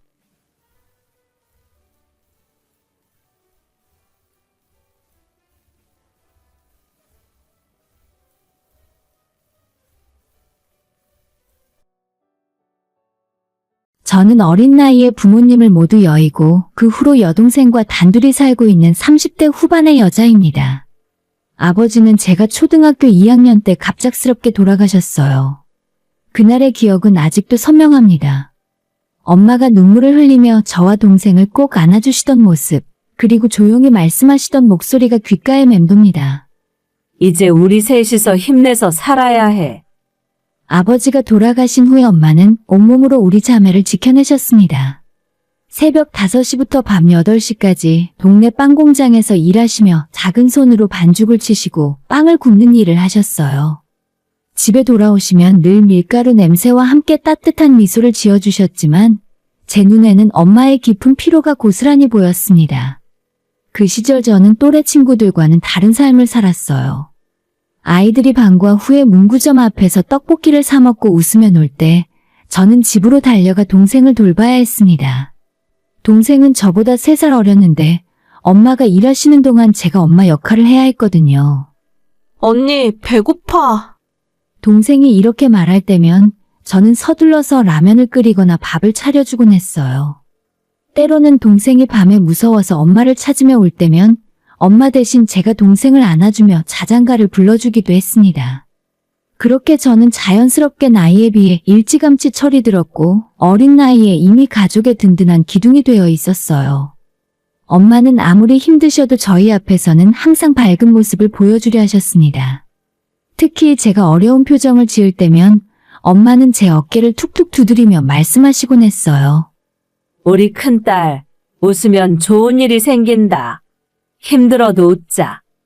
그 말씀을 들을 때마다 저는 억지로라도 웃어 보였고 정말 신기하게도 그렇게 웃다 보면 마음이 조금씩 가벼워지는 걸 느꼈습니다. 엄마의 그 말씀은 제 인생의 가장 큰 가르침이 되었습니다. 하지만 세 식구의 행복한 시간은 그리 길지 않았습니다. 제가 고등학교 3학년 때 엄마마저 갑작스럽게 쓰러지셨어요. 과로와 스트레스로 몸이 상하신 거였죠. 쓰러지시고 병원 중환자실에서 며칠을 지내시다가 결국 저희 곁을 떠나셨습니다. 마지막까지도 엄마는 제 손을 꼭 잡으시며 말씀하셨어요. 동생 잘 부탁해. 너는 정말 착한 아이야. 그날부터 저는 진짜 가장이 되었습니다. 대학 입학을 앞둔 상황에서 동생과 단둘이 남겨진 거예요. 주변 친척 어른들은 저에게 여러 조언을 해주셨지만 결국 선택은 제 몫이었습니다. 저는 대학에 진학하면서도 아르바이트를 여러 개씩 해가며 생활비를 벌었어요. 다행히 동생은 정말 착하고 성실한 아이였습니다. 제가 힘들어하는 모습을 보면서도 한 번도 투정을 부리지 않았어요. 오히려 제가 알바를 하고 늦게 집에 들어오면 따뜻한 밥을 해놓고 기다리곤 했죠. 언니 고생했어. 빨리 씻고 밥 먹어. 그런 동생의 모습을 볼 때마다 저는 이 아이만큼은 행복하게 해줘야겠다는 다짐을 했습니다. 제 인생은 동생을 위한 것이라고 생각했어요. 대학을 졸업하고 안정적인 직장에 취직한 후에도 저의 모든 관심은 동생에게 쏠려 있었습니다. 동생이 대학에 입학할 때는 정말 기뻤어요. 등록금과 생활비를 마련하느라 힘들긴 했지만 동생이 꿈을 이룰 수 있다는 게 더 소중했거든요. 그렇게 시간이 흘러 동생도 대학을 졸업하고 좋은 회사에 취직하게 되었습니다. 어느 날 저녁 동생이 제게 진지하게 말했어요. 언니 이제 언니 생각도 해야 해. 언니도 행복하게 살 자격 있어. 무슨 소리야? 나는 괜찮다니까? 아니야, 언니. 언니는 지금까지 너무 많은 걸 포기했어. 이제 언니를 위한 시간을 가져도 돼. 동생의 그 말을 들으며 저는 문득 깨달았습니다. 제가 지금까지 결혼이나 연애는 저와 상관없는 일이라고만 생각해왔다는 걸요. 하지만 동생 말이 맞았어요. 이제는 제 자신을 위한 시간을 조금은 가져봐도 될 것 같았습니다. 그렇게 저는 조심스럽게, 정말 조심스럽게 누군가를 만나보기로 결심했습니다. 그 시작은 조용하고 평범했지만 돌이켜보니 제 인생의 전환점이었어요. 그때만 해도 앞으로 어떤 일들이 기다리고 있을지 전혀 몰랐거든요. 동생이 취직하고 나서 몇 달 후 직장 선배 언니가 저에게 소개팅을 제안했습니다. 너도 이제 좋은 사람 만날 때가 됐어. 내가 괜찮은 남자 하나 알고 있는데 어때? 처음에는 망설였어요. 지금까지 연애라는 걸 제대로 해본 적이 없었거든요. 하지만 동생의 그 말이 계속 머릿속을 맴돌았어요. 그래, 한번 만나볼게. 그렇게 처음 소개를 받아 만난 그 남자는 첫인상이 정말 좋았습니다. 키도 적당히 크고 눈웃음이 예쁜 사람이었어요. 무엇보다 말투가 차분하고 예의 바른 게 마음에 들었습니다. 안녕하세요. 처음 뵙겠습니다. 오늘 시간 내주셔서 감사해요. 첫 만남은 동네 카페에서였는데 생각보다 대화가 잘 통했어요. 그는 제 이야기를 진지하게 들어주었고 특히 제가 동생을 키우며 살아온 이야기를 털어놓았을 때도 전혀 부담스러워하지 않았습니다. 정말 대단하시네요. 쉽지 않았을 텐데. 그냥 해야 할 일이었으니까요. 아니에요. 누구나 할 수 있는 일이 아니에요. 정말 존경스럽습니다. 그의 진심 어린 말에 마음이 따뜻해졌어요. 그동안 제가 해온 일들을 이해해주는 사람을 만난다는 게 이렇게 기쁜 일인 줄 몰랐거든요. 두 번째 만남에서는 동생도 함께 만나 같이 식사를 했습니다. 제가 먼저 제안한 건 아니었어요. 그가 먼저 말했거든요. 동생분도 함께 만나고 싶어요. 가족이니까요. 다행히 동생도 그 사람을 좋아했어요.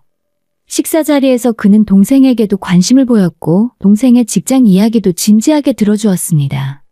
저분이라면 형부로 괜찮은 것 같아, 언니.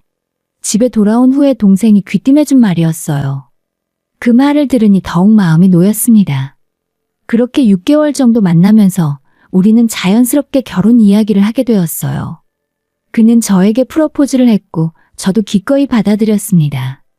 다만 결혼 준비 과정에서 한 가지 아쉬운 점이 있었다면 시댁에서의 지원이 전혀 없었다는 거였어요. 시어머니는 첫 인사 때부터 조금 차가우셨거든요. 아, 그래. 부모님이 모두 안 계시는구나. 그 말투에서 묘한 기류를 느꼈지만 그때는 크게 신경 쓰지 않았어요. 오히려 저와 남편이 독립적으로 결혼을 준비하는 게 더 좋다고 생각했거든요. 우리 돈으로 우리 결혼 준비하자. 그게 더 깔끔해. 그래, 그게 좋겠다. 저희는 각자 모은 돈을 합쳐서 최소한의 예산으로 결혼을 준비했어요. 화려하지도 않고 규모가 크지도 않았지만 우리에게는 소중한 시작이었습니다. 동생이 들러리를 서주었고 친한 친구들과 직장 동료들이 축하해 주었어요. 신혼집은 작은 빌라의 투룸이었어요. 전세금도 대출 없이 저희가 모은 돈으로 마련했고 가구도 하나씩 천천히 들여놓았습니다. 소박했지만 정말 우리만의 공간이라는 게 행복했어요. 결혼 초반 몇 달은 정말 평온했습니다. 남편은 성실하게 출근했고 저도 직장 생활을 이어갔어요. 저녁에 함께 밥을 먹고 주말에는 동생과 함께 나들이를 가기도 했습니다. 그런데 결혼한 지 1년쯤 지났을 때 남편에게 큰 시련이 찾아왔습니다. 회사에서 구조조정이 있었는데 남편이 명예퇴직 대상에 포함된 거였어요. 여보, 회사에서 나가라고 해. 그날 밤 남편이 잔뜩 풀이 죽어서 집에 돌아왔어요. 저는 남편을 위로해주며 함께 이겨내자고 했습니다. 그때까지만 해도 남편은 제가 알던 그 사람이었어요. 실직의 충격으로 며칠간 술을 마시긴 했지만 곧 정신을 차리고 이직 준비를 시작했거든요. 저는 남편을 응원했어요. 이력서 쓰는 것도 도와주고 면접 볼 때 입을 옷도 함께 골라주었습니다.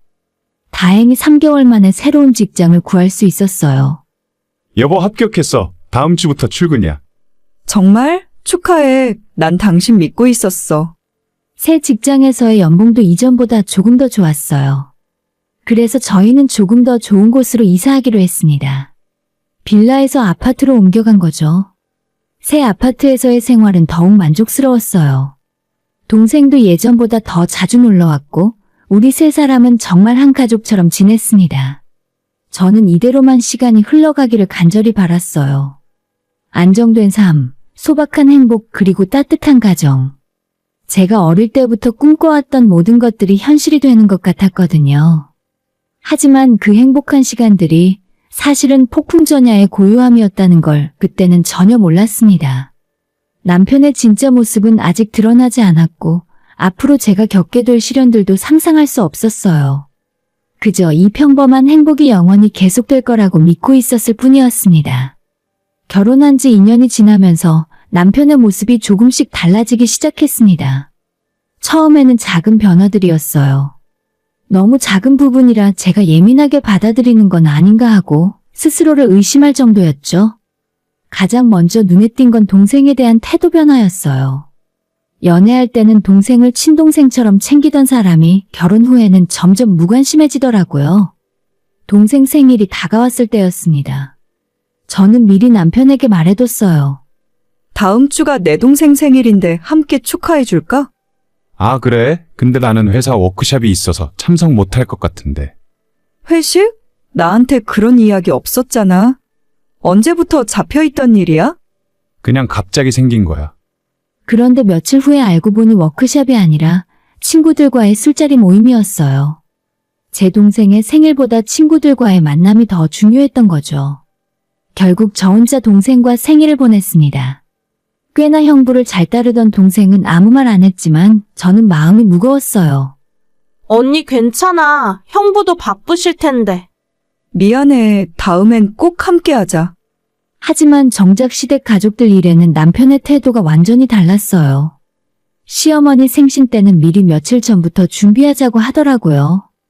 여보, 우리 엄마 생신 선물 뭘로 할까? 이번엔 좀 괜찮은 걸로 해야지. 그래, 뭐가 좋을까? 한우 세트 어때? 아니면 홍삼 세트 같은 거? 그때 든 생각이 내 동생 생일 때는 그렇게 바쁘다고 하더니 해도 너무하네였어요. 하지만 말로 표현하지는 못했습니다. 부부 사이에 이런 걸로 싸우는 게 맞나 싶어서요. 더 큰 문제는 저에 대한 남편의 태도도 변하기 시작했다는 거였어요. 특히 제가 운전을 못한다는 점을 자주 지적했습니다. 다른 집 아내들은 다 운전하는데 당신은 왜 면허 안 따? 배우고는 싶은데 무서워서. 무서우면 언제까지 무서워할 거야? 나보고 맨날 데려다 달라고 하지 말고 이젠 당신이 면허 따서 운전하고 다니라니까? 연애할 때는 제가 운전 못하는 걸 당연하게 받아들이며 어디든 태워다 주던 사람이었는데 이제는 그게 부담스럽고 귀찮다는 투로 말하더라고요. 다른 집 남편들은 아내한테 운전 가르쳐 주던데. 나는 바빠. 그런 거 가르칠 시간 없어. 이런 일들이 반복되면서 저는 점점 위축되기 시작했어요. 뭔가 제가 부족한 사람인 것 같은 기분이 들었거든요. 그런데 정말 큰 문제가 터진 건 남편의 소비 습관이었어요. 어느 날 갑자기 남편이 저에게 말했습니다. 여보, 우리 부모님 모시고 제주도로 4박 5일 여행 가자. 갑자기? 언제 이런 계획을 세운 거야? 어제 엄마가 가고 싶다고 하시길래 빨리 연차 쓸 수 있는지 알아봐.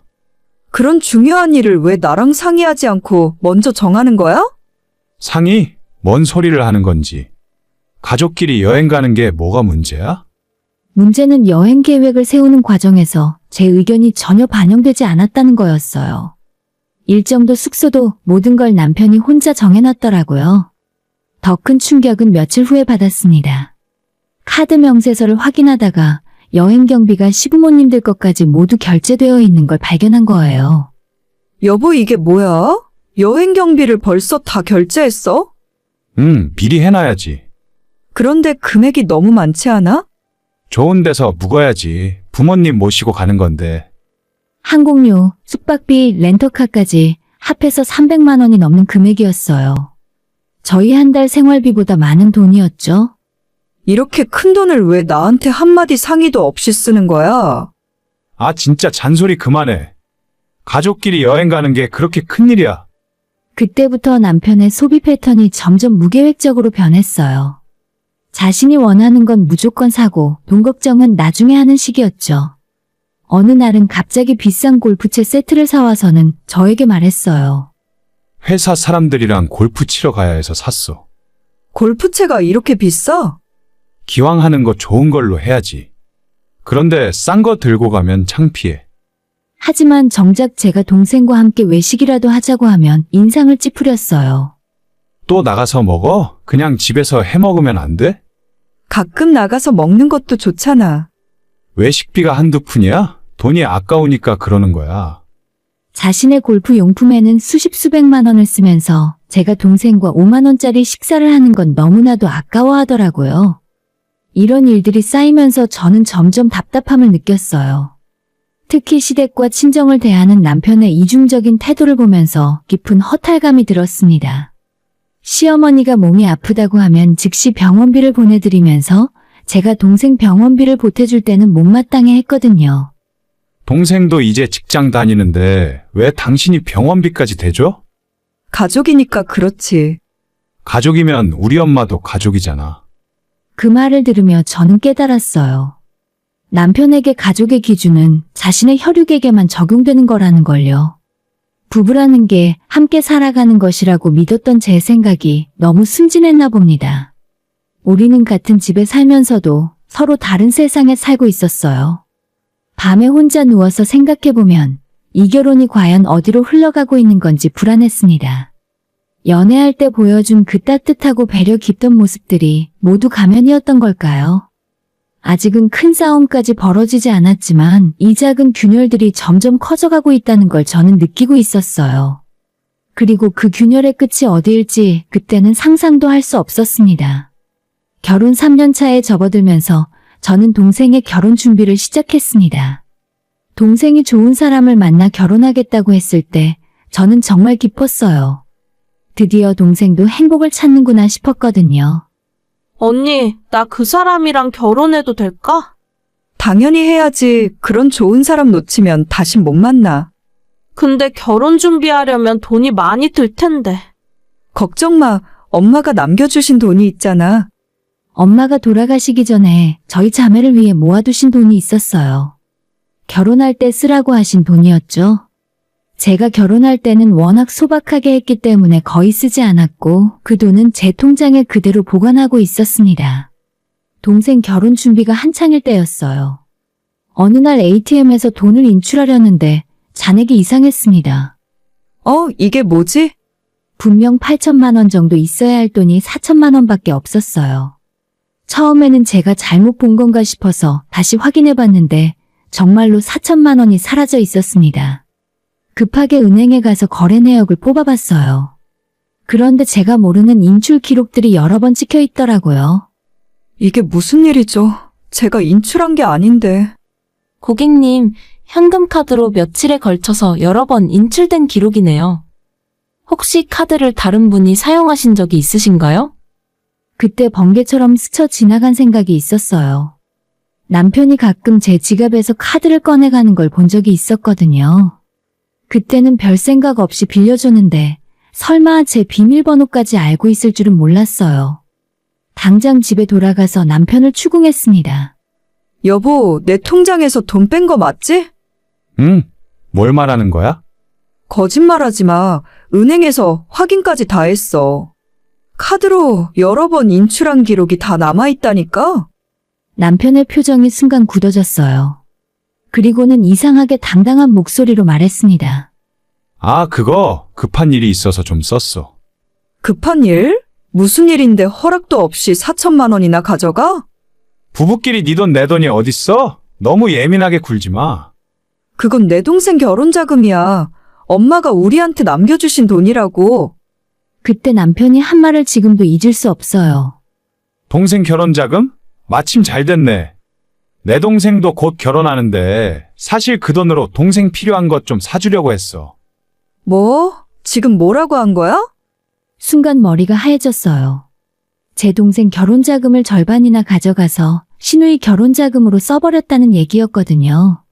당신 진짜 미쳤어? 그게 말이 돼? 내 동생 돈을 왜 당신 동생한테 줘? 소리 지르지 마. 나쁜 일에 쓴 것도 아니고 가족 일에 쓴 건데. 가족? 내 동생은 가족이 아니야? 그건 그런 뜻이 아니야.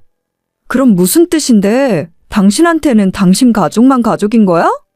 그날 우리는 결혼 후에 처음으로 큰 소리로 싸웠어요. 남편은 끝까지 자신이 잘못했다는 걸 인정하지 않았습니다. 내가 언제 훔치기라도 했어? 부부 사이에 훔친다는 게 어딨어? 그럼 뭔데? 내 허락도 없이 돈을 가져간 게 훔친 게 아니면 뭔데? 그건 좀 급해서 그랬지. 더 충격적인 건 남편이 제 비밀번호를 어떻게 알았냐고 물었을 때였어요. 네가 ATM에서 누르는 거 몇 번 봤어. 처제 생일이더라고. 소름이 돋았어요. 언제부터 제 비밀번호를 엿보고 있었던 거죠? 저는 더 이상 참을 수 없었습니다.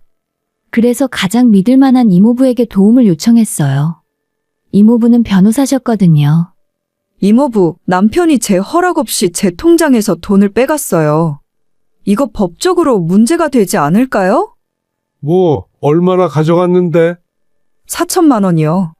제 카드와 비밀번호를 몰래 이용해서요.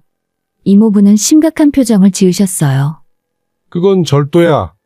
아무리 부부 사이라도 허락 없이 상대방 돈을 가져가는 건 범죄라고. 정말요? 특히 컴퓨터나 현금카드를 이용했다면 더 심각해. 컴퓨터 등 사용 사기죄에 해당할 수도 있어. 이모부는 남편의 직장에 이 사실을 알리는 게 좋겠다고 하셨어요. 회사에서도 이런 일을 알아야 한다고요. 결국 이모부의 법무법인을 통해 남편의 회사에 연락이 갔습니다. 직장에서는 즉시 남편을 정직 처분했고 얼마 후에 해고 통보를 했어요. 남편이 해고 통지서를 들고 집에 왔을 때의 표정을 잊을 수 없어요. 이제 만족해? 너가 내 인생 완전히 망쳐놨네. 내가 뭘 했다고? 잘못한 건 당신이잖아. 잘못? 내가 뭘 잘못했어? 가족끼리 돈 좀 썼다고 이렇게까지 해야 됐어? 하지만 더 큰 충격은 며칠 후에 받았습니다. 이번엔 검찰에서 연락이 온 거예요. 남편이 컴퓨터 등 사용 사기 혐의로 기소됐다는 통보였습니다. 그 일이 터지자 시어머니가 집으로 찾아왔어요. 그때 시어머니가 한 말들은 정말 충격적이었습니다. 이게 사람이 할 짓이야? 내 아들을 감옥에 보내려고? 어머님, 잘못한 건 어머님 아들이에요. 제 허락도 없이 돈을 가져갔다고요. 부부끼리 그럴 수도 있는 거 아니야? 다른 집에서는 이런 거 가지고 이렇게까지 안 해. 다른 집 일은 모르겠고 저는 이렇게 당할 수 없어요. 그때 시어머니가 한 말은 정말 잊을 수 없어요. 역시 부모가 없어서 그래. 제대로 된 가정교육을 못 받아서 이런 거야. 그 순간 정말로 화가 머리끝까지 치솟았습니다. 지금 뭐라고 하신 거예요? 사실대로 말한 거야. 너도 부모가 있었다면 이런 식으로 안 했을 거야. 나가세요. 당장 나가세요. 이것 봐. 시어머니한테 이런 식으로 대하는 것도. 나가라고 했어요. 그날 이후로 저는 더 이상 물러서지 않기로 했습니다. 하나부터 열까지 모든 걸 법적으로 해결하기로 마음먹었어요. 남편은 결국 얼마 후에 재판에서 징역 6개월을 선고받았습니다. 집행유예도 없는 진짜 실형이었죠. 판사는 이렇게 말했습니다. 피고인은 아내의 동의 없이 현금 카드를 사용하여 금원을 인출한 것으로 이는 명백한 절도 행위입니다. 그 판결 하나에 남편의 인생은 정말로 무너졌어요. 직장도 잃고 전과자가 됐으니까요. 하지만 저도 상처투성이었습니다.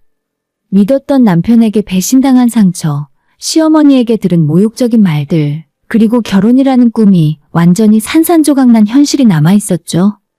제 주변 모든 게 무너져 내리고 있었어요. 남편이 감옥에 간 후 저는 이혼 절차를 밟기 시작했습니다. 처음에는 정말 막막했어요. 혼자서 어떻게 해야 할지, 앞으로 어떻게 살아가야 할지 아무것도 보이지 않았거든요. 하지만 이모부가 소개해주신 이혼 전문 변호사 선생님을 만나면서 희망이 보이기 시작했어요. 이런 경우 제3분할이나 위자료 청구가 가능해요. 특히 상대방이 형사처벌까지 받았으니까 유리한 상황이에요. 정말요? 그럼 남편이 빼간 돈도 돌려받을 수 있나요? 당연히 가능해요. 오히려 정신적 피해에 대한 위자료까지 받을 수 있어요. 변호사 선생님의 말씀을 듣고 조금씩 마음이 놓였습니다. 제가 너무 약하게만 생각했던 게 아닌가 싶었어요.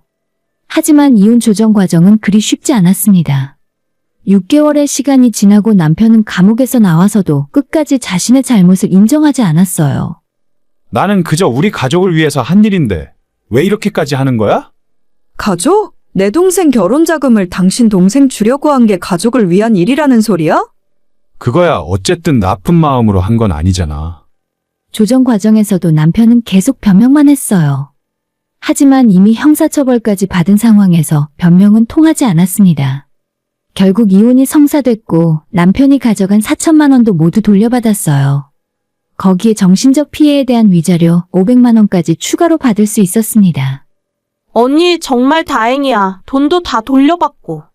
동생이 이 소식을 진심으로 기뻐해 주었어요. 사실 이 일이 터진 후에 동생이 가장 속상해했거든요. 자신의 결혼 자금이 그런 식으로 사용될 뻔했다는 걸 알고 나서는 정말 화를 많이 냈어요. 이혼이 확정된 후 저는 그 집에서 나와서 동생과 함께 살기로 했습니다. 동생이 시집 가기 전까지 예전처럼 둘이 살고 싶더라고요. 동생과 다시 함께 사는 일상은 마음을 많이 치유해 주었어요. 오랜만에 편안함을 느꼈거든요. 서로를 믿고 의지할 수 있는 사람과 함께 사는 게 이렇게 소중한 건지 새삼 깨달았습니다. 하지만 평온한 일상이 마냥 지속된 건 아니었어요. 몇 달 후에 전 남편에게서 연락이 왔거든요. 여보, 아니 미안해. 잠깐만 통화할 수 있어?